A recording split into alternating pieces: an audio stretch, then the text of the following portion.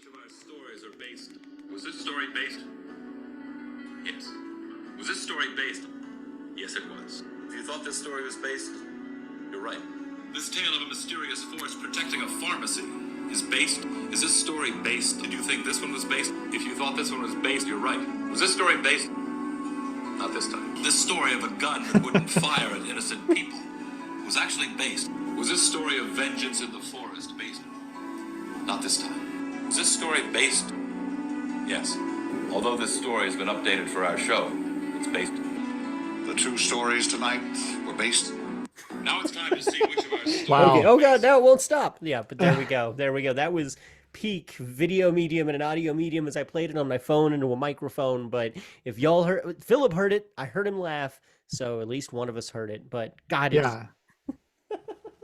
Got to hear Riker say stuff was based over and over again. So yes, so everything you hear on this show is now based. Riker has said so. So in the period between this last episode and this episode, I have finished the Romulan arc of Star Trek Online, and yeah, 100%. It's dope. I love it. Philip is looking at me because there's been like 5 minutes between last episode and this episode, and he doesn't believe me.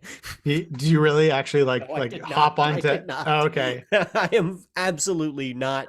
I am. I was Fact or willing fiction. to It was fiction. look. I was very into World of Warcraft so like I totally understand the like. I got 5 minutes while this processes. I'm gonna hop on and complete a thing. So No. like maybe you were that close. I don't know.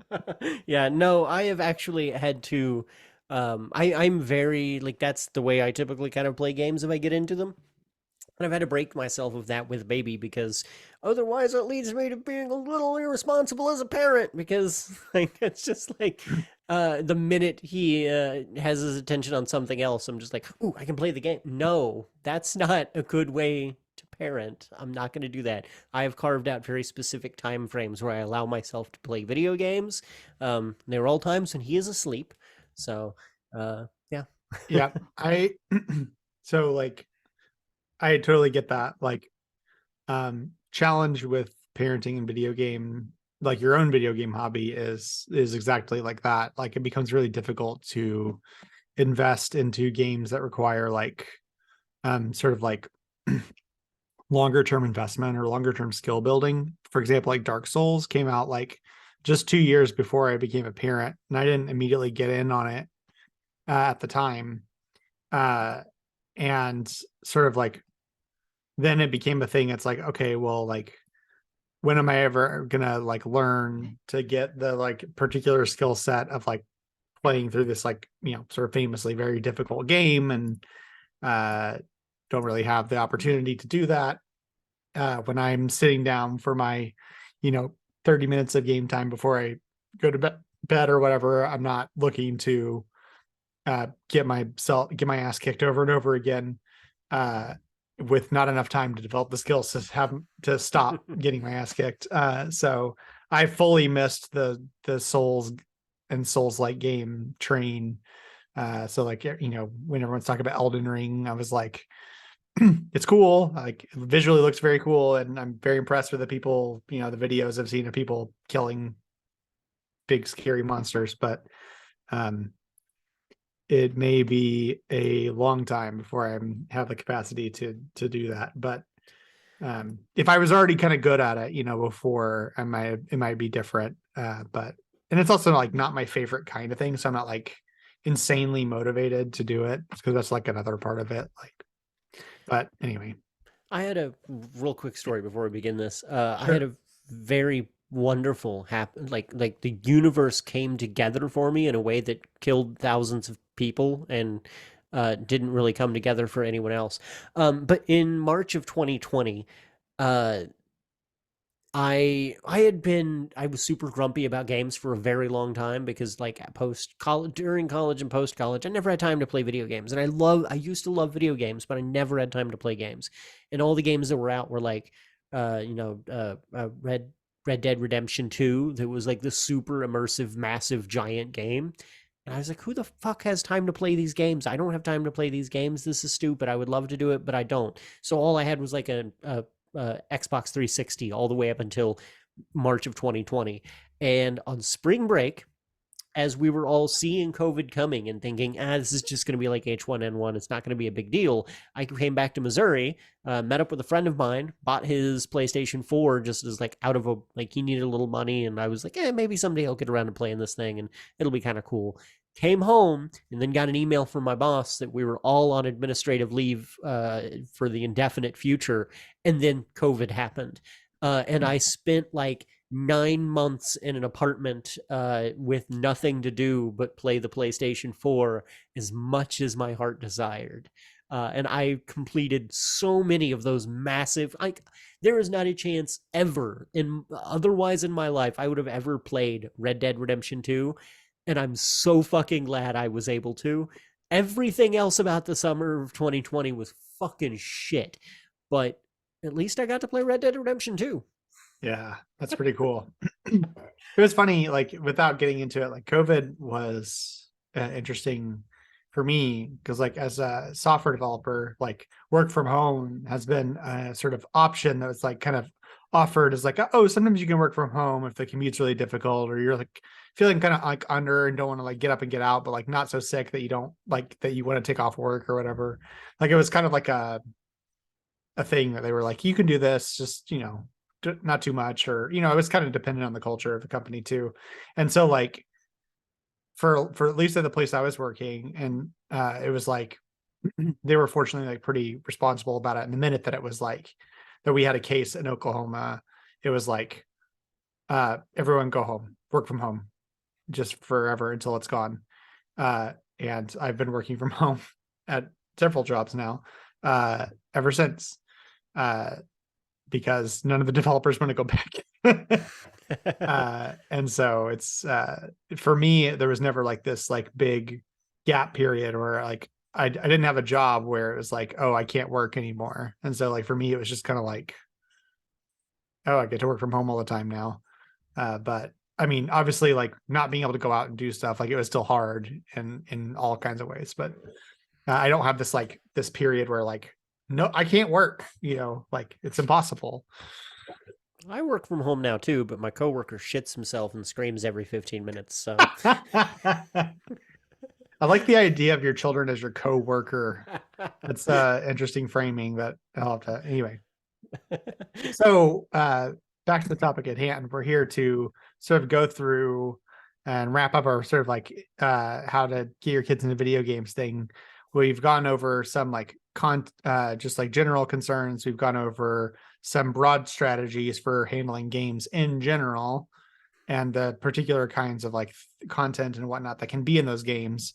But now I wanted to go through a handful of like categories, stuff like real-time strategy or role-playing games or platformers, and like sort of talk about some of the specifics that like from my experience I've had in trying to introduce these kind of things to my kids at, you know, various ages. So first up on the list, I have strategy games, which is I've kind of consolidated them because I feel like even though like obviously real-time strategy and turn-based strategy games have very, very different sorts of challenges to them.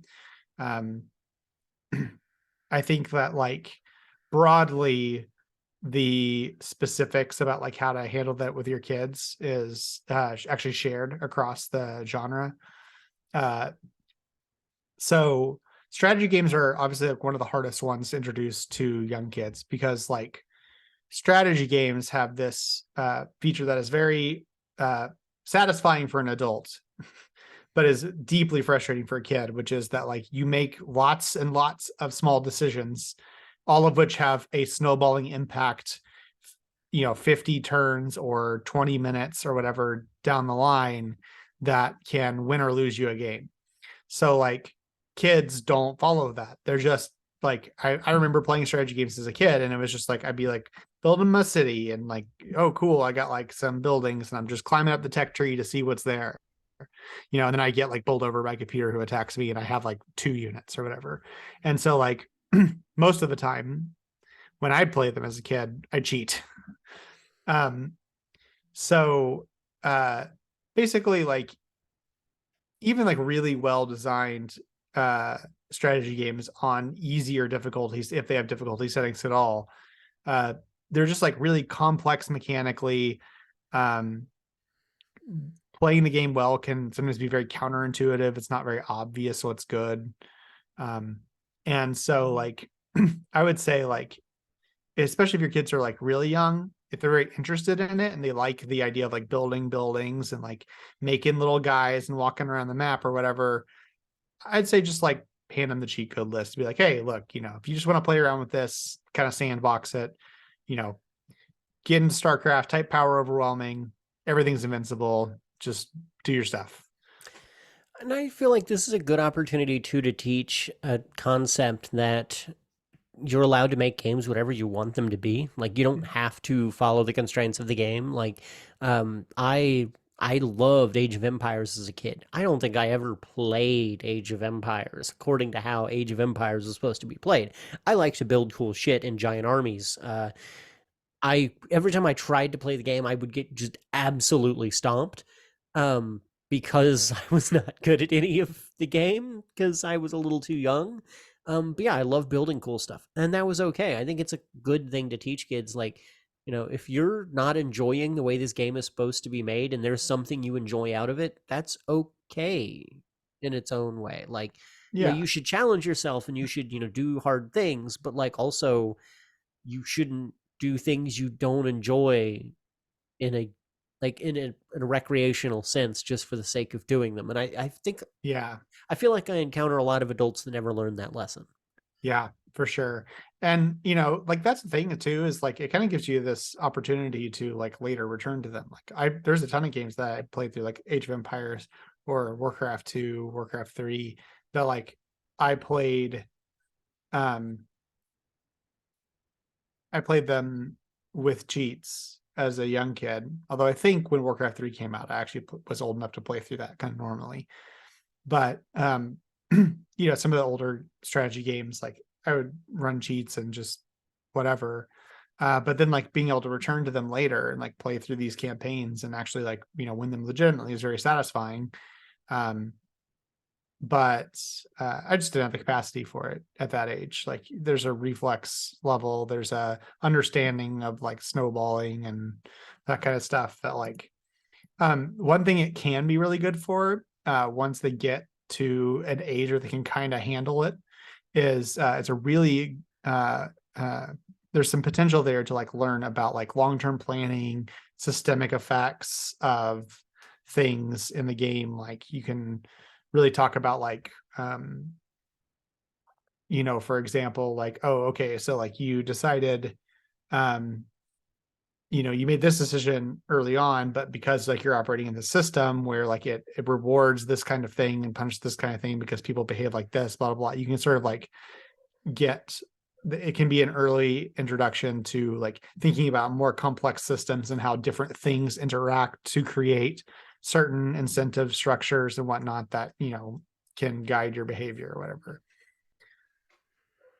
Next up on our list is role-playing games, which is another really big, broad category that has a whole lot of different stuff. There's MMORPGs, there's JRPGs, there's tactics RPGs, there's sort of like top-down isometric stuff, a la like Baldur's Gate or that kind of stuff. And there's stuff like Mass Effect that's more like third person, or like Skyrim, which is more of a first person type thing. There's like a billion RPGs and they come in a million different shapes and sizes. I mentioned Undertale last episode, another excellent RPG. It's more of a JRPG ish, it's kind of its own thing. Anyway, so like obviously I'm painting with a really, really broad brush here.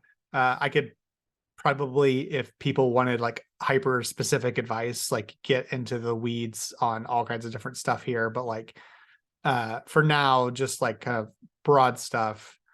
RPG is the biggest challenge, is like just knowing what's in them. They're usually long, epic, sort of like storylines that have complexity to them. And so just kind of like be aware. Don't just be like, oh, this looks like a cool thing, go play, like be like, at least like do some research as to what kind of content might be in them. But RPGs are really good for kids to be able to do like a lot of self-expression. A really good early RPG is Pokemon, although I don't know who have to tell that exists since it's the most popular media franchise of all time, but like whatever, like it's good. It's simple. It's fairly intuitive. Like kids get the idea of like a water Pokemon beats a fire Pokemon most of the time. And the game has, especially the more modern ones, for many criticisms that they absolutely deserve, that exist, they have gotten like good at like sort of reducing the mechanical complexity for their younger audience, and offering some opportunities for more self-expression. Can encourage exploration, or sorry, what I would say is like a tip if you're like trying to get them to play the game and enjoy it, is like really encourage them to explore, because it's like that's where a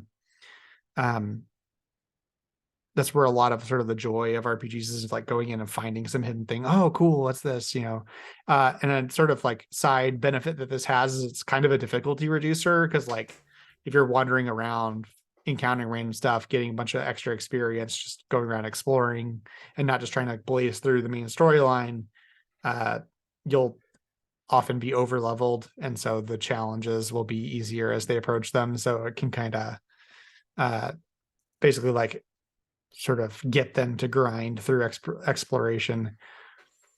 Yeah. This is one of the so okay. So I think I mentioned this maybe in episode 1. Both of my parents were gamers when I was a kid, and like they had an NES like when I was born, and then a Super Nintendo for them, and then like I got an N64 later on, and such and so forth. And so my parents taught me a lot of like early gaming strategies and stuff. And this is one that came up a lot because I was generally pretty decent at like the games that they had in the house. But one that they had that I really wanted to play that was above my level, that I was just fascinated with, was Dragon Warrior 2 on Nintendo on the NES. And I was terrified. It's very similar to Pokemon in that it's like well, I should say Pokemon like Gold, like the old school Pokemon, in that it's an RPG, and where your character goes around this map, and you get this big fold out map with the game.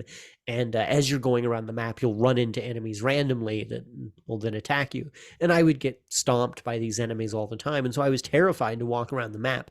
And yeah, my mom would always work with me to try to get me to explore. And I was afraid to, like, I was afraid of the game. And it was getting me unafraid of the game and getting me to explore and getting me to go to cool places. And that was like part of, like, she taught me how to play that game and how to not be afraid. It's a thing I still think of when I play some games, and then I'll like kind of back away from some challenging area, and I like think about like, mom teaching me how to play Dragon Warrior 2. That's cool. Yeah. RPGs have a lot of potential. Like a big thing, like the whole idea of a role-playing game is like agency, is like player agency is like a big thing in role-playing games. And like that is what makes them really powerful from a storytelling perspective and like a emotional experience. Like you get this thing of like you've overcome this thing, and it feels like you're the person doing it in a very direct way. So RPGs have this like huge potential to like allow kids to explore certain ideas in a very personal way, while also having a little distance from it. I kind of went into this a little bit in my discussion about Undertale last time, so I won't go like over it again. If you're curious about like some of my thoughts about Undertale, you can, and if you're somehow listening to this, having not listened to that prior, go back and listen to it. But yeah, you can, like, by sort of putting you in the driver's seat of this one character, it can really help you like have this like sense of like, I do a thing and I get consequences of my actions and see it. And that can be a really cool way to explore ideas. So anyway, next up on our list is platformers. which we found out last time Tommy had came very late to the game on, and I came very early into. So I'll say, like, as someone who grew up on platformers, Sonic the Hedgehog was my very first video game. You got a Sega Genesis with Sonic the Hedgehog on it. It's hard for kids to do platformers. It's like very reflex based. It's very timing based. They're gonna die a lot, and learning to it's an opportunity to learn how to work through some frustration potentially, but you also may have to interrupt and say it's time to do something else when that gets a little too high. I'd say check for difficulty settings. Some of the more modern ones have them. Obviously, like really old school games don't. But fundamentally, the mechanics of platformers are just like kind of difficult as a baseline for really young kids. Like older elementary school and up can, generally start to get the hang of it or whatever, like in a way that doesn't feel deeply frustrating. But like, I would recommend like being, approaching it carefully with like very young kids, like kindergarten, first grade, that kind of age, because it can be really difficult because they just don't have like the coordination to do it. They're going to jump into pits a lot. They're going to go like, what? I jumped, and then like not realize they didn't push to the right hard enough to actually make it over the pit. Or that, like that they needed a little more momentum or, something like that. And the older ones, like as classic as they are and as good as they are often in game design and teaching you things, do have a really rough feature, especially in like for kids that may be used to some modern games, in that like there's no save progress. Now, like a lot of them are emulated and you can kind of like get that anyway, but like it's not built into the game and it's kind of not always clear how to get to it. So like it can be rough mentally, as it was when I was a kid, to lose all your progress once you lose all your lives. So, it can be a good opportunity to teach perseverance and obviously practice like hand-eye coordination type stuff, but it's, I'd say just approach it with care, be very aware of their emotional state as they're playing. I wouldn't, until you're confident that they can play for chunks of time without getting like really upset or frustrated, I would sit with them and be prepared to sort of like interject when emotions begin to rise before they get to a place where we're throwing a tantrum or something. Yeah, that for like, I honestly, as a kid, like this was an interesting element for me, where this is like the history of games that most people, like I think my age, have is, platformers of the NES variety, and I had a lot of them around me. I consider them really more my parents' games. Mario, Donkey Kong, that was all the games that my parents had and they played. I found them really frustrating, and I played with them. As a family, were really into Donkey Kong, but I never really, like, it wasn't mine. It wasn't until N64 and getting access to shooters and simulation games and like sandbox games and a more variety of games, that was when I actually like, oh, this is my game. And it was interesting because my parents often didn't find those games interesting. It's like, well, what's the challenge here? You're just wandering around a map, like doing a thing. And I'm like, that's exactly it. I get to make a character and then wander that character around a map. It's wonderful. It's brilliant.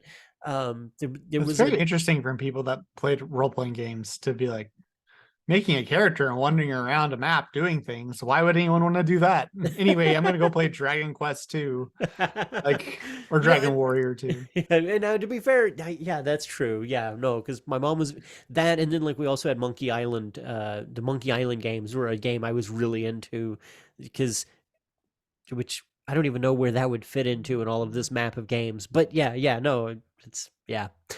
It's an interesting generational dynamic, because people talk about games as like this thing that millennials own, which is crazy and not accurate. I think there's a lot of Gen Xers that play it that way of like, well, because Gen Xers don't play games anymore, so it's a thing that millennials do, and it's like y'all had Atari and NES. Like it wasn't like 3 month or 6 month old me didn't go out and buy an NES. My dad did for him. Like, yeah. Sorry, For reference, Monkey Island 2 is an adventure game. yes. Which I didn't put on here as one of the things to talk about because like adventure games, not that they don't exist anymore, but like they're rare. And I haven't seen one that's kind of like exploded in popularity, but I'm also like not super tapped into it. So like I'll fully open myself up here to criticism of like the adventure game community coming in and being like, actually we've had a lot of great releases and you're out of touch, old man. So, you know, I'll eat that if so be it. But adventure games, I actually played as a kid, a lot of adventure games with my mom, like Myst. I really liked the Journeyman Project series, which I found very few people who know what the hell I'm talking about when I say that, but they're a series of adventure games, very cool, all about time travel. Loved them as a kid. And I played them with my mom. My mom kind of helped do the tracking the puzzles and going through it. And, you know, I'd kind of like move around and try to find stuff or whatever. And together we kind of worked through them. And every now and then I'd solve a puzzle before my mom did, and I would get really excited. So they can be really good things to do together, but I certainly don't think like you're not going to set a 7-year-old off to Myst and have them like get it. They're going to be very confused. Me and my dad got Myst at one point, and we were both confused, and we're like, "This game's dumb." And I don't think we played it enough to get into it. I remember that game just sitting on our shelf forever. Myst in particular is a very weird one because of the underlying reality of. I'm trying to say this without spoilers, like on a game that's like fucking like 40 years old or whatever. But like, you know, okay. Right now, if you care about Myst and you're like, I'm gonna play it one day and whatever, like fast forward because I'm about to say something that's gonna like really, really ruin the experience. If you're watching this on a Windows 95. Yeah, okay, look, you know, some people might have like a list of like 50 classic games you should play before you die or whatever, and they're gonna be really mad that I told them the big secret to Myst. So like if that's you and you don't want to hear it, skip forward like a minute or two. Okay. Warning has been given. Okay, so like with Myst, the whole thing is like there's these magic books and you can go to different worlds, and that's really cool. But it turns out the whole thing is completely pointless because like you in going through these worlds, you're collecting these pages that have been torn out of this red book and this blue book, and they each seem to have like a person trapped inside. And as you add pages back into it, they get more and more coherent, like more and more able to communicate, and they are convincing you like, yeah, come get my thing. Like, oh, and but beware of the guy in the red book, he's dangerous. Or the blue guy says, or the red guy says, like, beware the guy in the blue book, he's dangerous, you know. And if you complete either book, whoever's in them sucks you into the book and takes your place. So like they're both traps. And it's 99% of the game is pointless because the real thing is that there's a white book hidden in the central room that you start in, that you find it eventually. And in the collection of the red and blue pages, you get hints at that this is a thing. So like there's a point in playing through the game, but like once you know it, you can actually beat the game in about 5 minutes because you go over to the white book, you put it in, you do the thing. Like it's my dad and I would have turned that game into Duck Hunt after we failed to finish it. Mom and I played through that game and we completed the blue book, got trapped, went, crap, the red one was the right one. Went to the red book, also got trapped, went, what the heck? And then eventually found the right thing. But it was certainly a moment of like, it has a very odd texture to it, I'll just say. Anyway. Now that I've gotten us entirely off on a side quest, tell us about sandbox games. Oh, well, first there's fighting games, which I'll just really quickly capture, is very similar to platformers, and that's like a very reflex sort of thing. Absolutely do not play against your kids with that. They may want to. I will say like you can do it as like a fun thing. Try not to go hard, but like fundamentally they're just going to be very bad at it. Like I tried to play Smash Brothers with, you know, my kids from a very young age, and like we had an episode where like even just tracking where your character is during the exchange is like just hard, and like my youngest would just like walk off the edge constantly and be very, very frustrated. So like it's not, I won't, like none of these are like off the table. And fighting games certainly have like an easy to learn kind of element. You'd be like, walk up, push A, you punched him, good job. Like, but and like it's a game that also is like very forgiving to like button mashing. You just tell them to push buttons and they'll do cool stuff. But they're also extremely high skill ceiling. So like they're going to get frustrated if they like, you know, like I'd even ask sometimes, they'd be like, I want to fight. You'd be like, do you want me to really fight? Or you want me to just like, you know, play around? And they'd be like, oh, play around. Or some every now and then they tell me to like really try, and then I defeat them very easily or whatever. So another good candidate for hand-eye coordination. And you can sometimes play as a team. So if you can do that, like it can be you versus some easy computers or whatever. And they're usually easy enough that like they can contribute. Sandbox games. Now this one has obviously like a giant player here that like almost goes without saying, but like Minecraft is every 5-year-old and up knows about Minecraft and Roblox. Roblox is kind of like its own thing. It's like a game of games. So like I'd really be more talking about specific games inside of Roblox, but for any of these, but as far as like sandbox goes, Minecraft is great, fantastic game for kids because a creative mode exists. You can make them invincible and they can just have like all of these building blocks to like make stuff, express themselves. It's like Legos, but like digital in creative mode. And like, you know, eventually when they want like a challenge, they can sort of graduate to a survival mode type of thing. But any sandbox game often is very, very good for kids because they can just kind of wander around and do stuff and figure out how stuff works. And there's a ton of these that they've stumbled upon. There's one that has like a bunch of like dust things, like different colors, and they react in different ways. It's like got kind of like a alchemy sort of feel to it. Or like, oh, if you put acid with wood, it eats through it. But like if you put it with glass, it doesn't. So like, and there's different kinds of, I don't even know what it's called. I have to go ask them. They would play it on their tablets all the time. And it was kind of a sandbox game. You just kind of like put stuff on the screen and see how it interacts.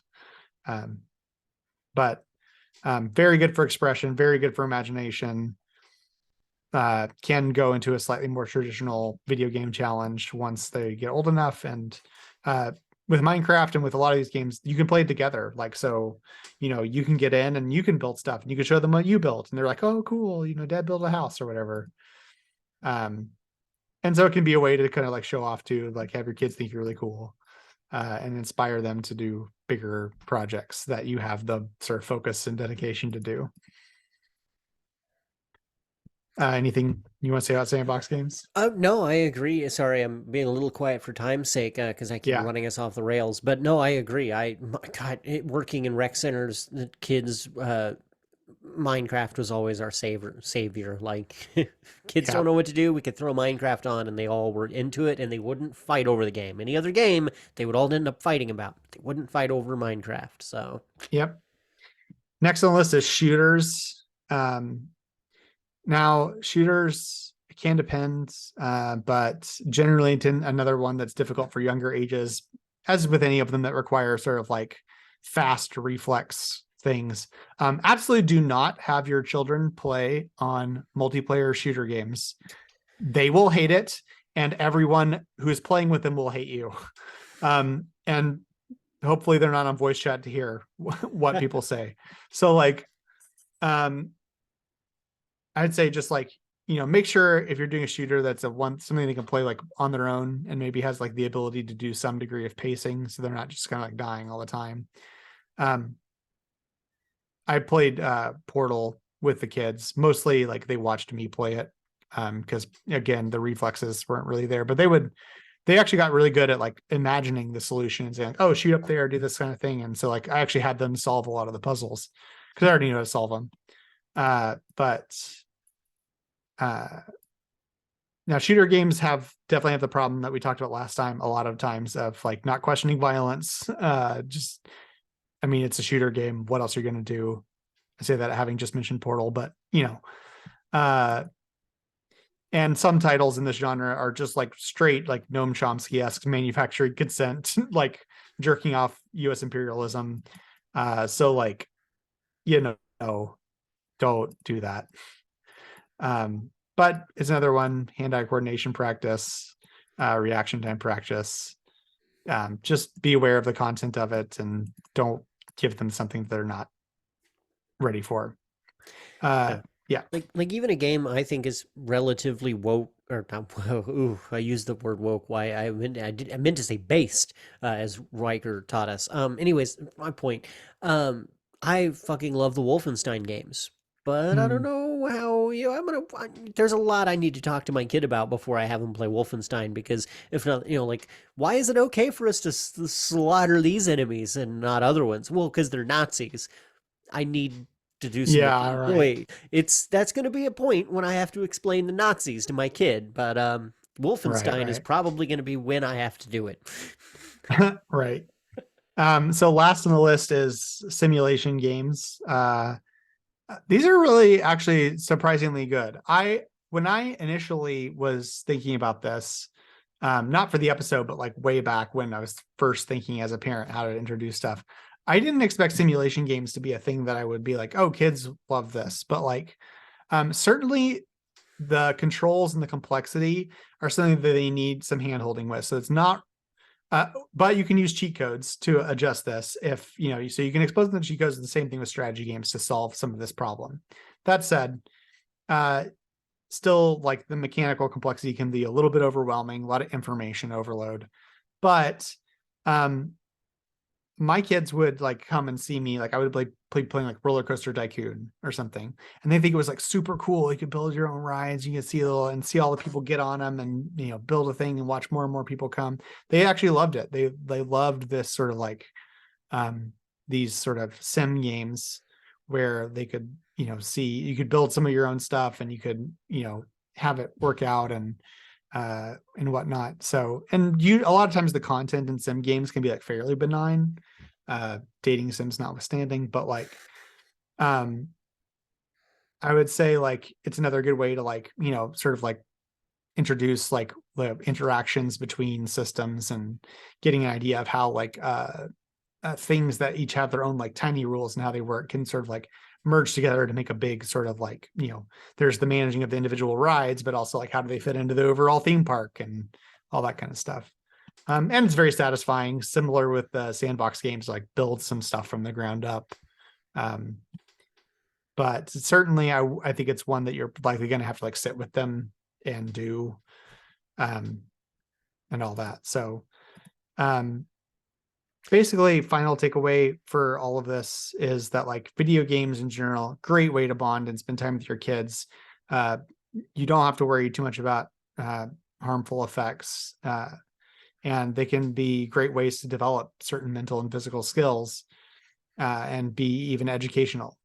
But like with everything related to parenting, you can't do it thoughtlessly. You're going to have to be involved in it. You're going to have to know what you're doing. You're going to have to think about what you're giving them and what they're being exposed to and how it's affecting them and doing interventions and whatnot. But when done well, I think they can be a really positive addition to a kid's life. And I would certainly encourage their thoughtful use in kids' development.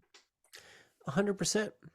Well, follow us on Spotify, or find us on Spotify, Apple Pods, whatever the other podcast places are. Like and subscribe to us on YouTube. Follow us on Patreon.